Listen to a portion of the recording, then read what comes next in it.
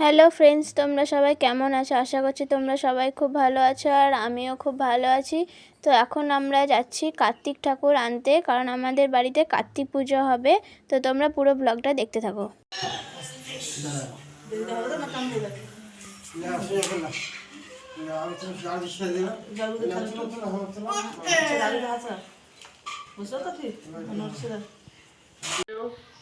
আমাদের বাড়িতে আজকে কার্তিক পুজো, তাই রান্নাবান্না চলছে।